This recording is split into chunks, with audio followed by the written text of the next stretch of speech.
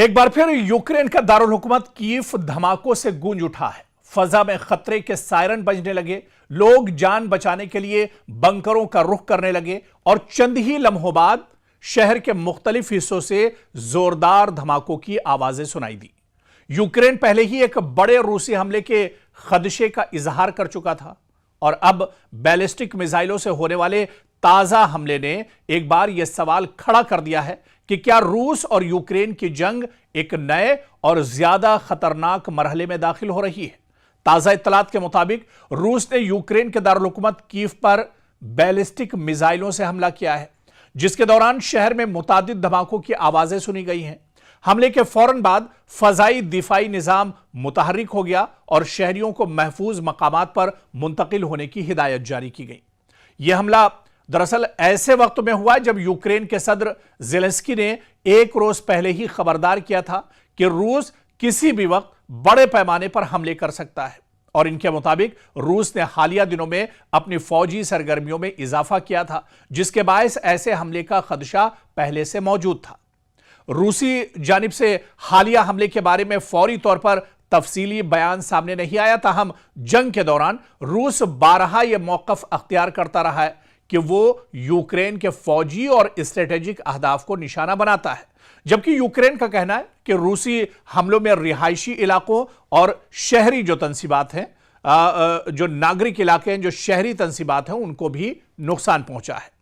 उधर माहिरीन का कहना है कि बैलिस्टिक मिसाइल इंतहाई तेज रफ्तार होते हैं और इन्हें रोकना आम मिसाइलों के मुकाबले में ज्यादा मुश्किल होता है और यही वजह है कि ऐसे हमले किसी भी शहर के लिए बड़ा खतरा समझे जाते हैं, खासतौर पर जब इनका हदफ अहम सरकारी या शहरी इलाके हों। आप देखिए कि फरवरी 2022 में शुरू होने वाली रूस यूक्रेन जंग अब कई बरसों से जारी है। इस दौरान दोनों ममालिक ने एक दूसरे पर बड़े हमले किए हैं, जबकि मगरबी ममालिक यूक्रेन को फौजी, माली और सिफारती ताउन फराहम करते रहे। दूसरी जानब रूस का मौकफ है कि वह अपनी कौमी सलामती और स्ट्रेटेजिक मफादात के तहफ़्फ़ुज़ के लिए कार्रवाइयां अंजाम दे रहा है। ताज़ा हमले ने एक बार फिर आलमी बरादरी की तशवीश में इजाफा कर दिया है, क्योंकि हर नई फौजी कार्रवाई न सिर्फ इंसानी जानों के लिए खतरा बनती है, बल्कि खित्ते में कशीदगी को मजीद बढ़ाने का सबब भी बन सकती है। तो अब यहां से यह देखना बहुत अहम होगा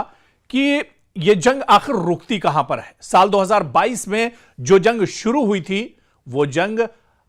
4 सालों के बाद भी उतनी ही खतरनाक मरहले पर है, उतनी ही जानों का नुकसान हो रहा है और यूक्रेन और रूस एक दूसरे पर इसी तरह से हमले कर रहे हैं। तो आखिर इस जंग का नतीजा क्या होगा, या फिर यह जंग रुकेगी कब, और अगर यह जंग शिद्दत इख्तियार कर लेती है तो क्या दुनिया के जो दूसरे ममालिक हैं वो भी इसकी लपेट में आ सकते हैं। एक तरफ मशरिक़ वस्ता में हालात ठीक नहीं है, अमेरिका और ईरान के दरमियान जंग है, इजराइल लगातार गजा पर हमले कर रहा है, फिर इधर यूक्रेन और रूस के दरमियान ठनी हुई है, यानी दुनिया का एक बड़ा हिस्सा क्या वाकई में जंग की जद में आ चुका है। क्या पूरी दुनिया में एक तरह से ये आग लग चुकी है और आने वाले दिनों में तीसरी आलमी जंग की वजह भी यही जो छोटी मोटी लड़ाइयां हैं, जो जंग है जो कई कई साल से चल रही हैं, क्या ये भी तीसरी आलमी जंग की वजह बन सकती है।